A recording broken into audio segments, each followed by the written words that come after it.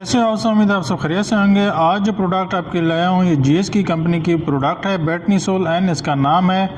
ये दवा कान, आँख और नाक के लिए इस्तेमाल होती है। मज़ीद यूजेस की बात करें तो आँख की सोजन, आँखों का लाल होना में इस्तेमाल किया जाता है। एलर्जी की सूरत में इसको इस्तेमाल किया जाता है और इन्फेक्शन में इसको इस्तेमाल किया जाता है। आँख में ख़ारिश या तकलीफ़ को कम करने के लिए इस्तेमाल किया जाता है। कान की सोजन और इन्फेक्शन में इसको इस्तेमाल किया जाता है। कान के दर्द और ख़ारिश में भी इसको इस्तेमाल किया जाता है।